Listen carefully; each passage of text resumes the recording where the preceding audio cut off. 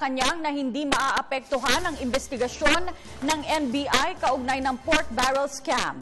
Ito ay sa kabila ng irrevocable resignation ni NBI Chief Nonatus Rojas. Samantala, ipinagtanggol ng Malacanang si DILG Secretary Mar Rojas mula sa pagkakadawit nito sa pork barrel scam noong siya ay senador pa. Nag-uulat si Rocky Ignacio mula sa Malacanang. Rocky. Yes, maraming salamat, Cathy. Tiniyak nga ng Malacanang na hindi madidiskaril ang investigasyon sa pork barrel scam sa kabila ng pagbibitiw sa pwesto ni Director Nonatus Rojas. Samantala, inilarawan naman ng Malacanang ang akusasyon laban kay DILG Secretary Mar Rojas na malisyoso na isinasangkot sa pork barrel nung siya ay senador pa lamang. Muling tiniyak ng Malacanang na hindi maapektuhan ang investigasyon ng NBI sa usapin ng maling paggamit ng PDAF sa pagbibitiw sa pwesto ni NBI Director Nonatus Rojas. Sinabi ni Presidential Spokesperson Edwin Lacerda, patuloy naman ang koordinasyon ng NBI pati na ng Interagency Anti-Graft Coordinating Council sa usapin. Secretary De Lima wants a very thorough investigation. You can be assured na hindi ho naapektuhan na investigation ang build-up po ng kaso laban sa mga kailangan kasuhan. Ipinahagi ito ng kalihim sa report na tuluyan ng tinanggihan umano ni Rojas ang manatili pa sa pwesto. Kabila ito ng rekomendasyon ni Justice Secretary Laila De Lima kay Pangulo Aquino na huwag tanggapin ang pagbibitiw nito. Nauna na umalma ang ilang kawani ng NBI dahil sa umano'y pagkakaroon ng duda sa kanilang integridad sa usapin ng mastermind ng pork barrel scam na si Janet Lim Napoles.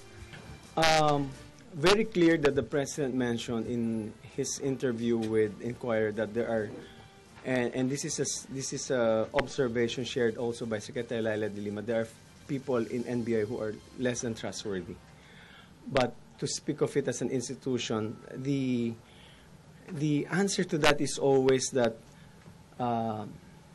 any accusation of irregularity can always be assuaged with a balm of clean conscience.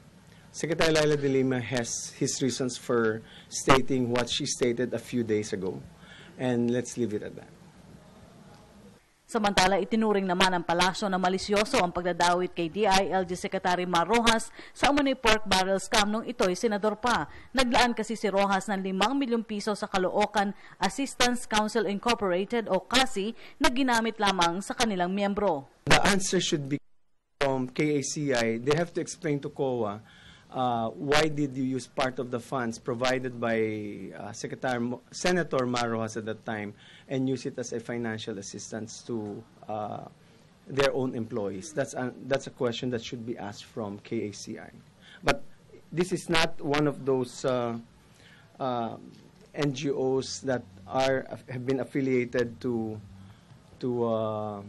Janet Napoles, and any suggestion that Secretary Mar Rojas is involved in any scam is malicious. Nagpahayag rin ng kahandaan si Rojas na ilabas ang lahat ng dokumento ukol dito. Si Secretary Mar Rojas, as we understand, is very transparent. If there are any documents that are requested from him, he's willing to provide. So there was no. That's why he was surprised that there was a statement that he was not prepared to provide documents. He is willing to provide all the documents. At yan po ang ating pag-uulat mula dito sa Malacanang sa tulong ng RTVM. Ako po si Rocky Ignacio para sa Telebisyon ng Bayan. Salamat, Rocky Ignacio.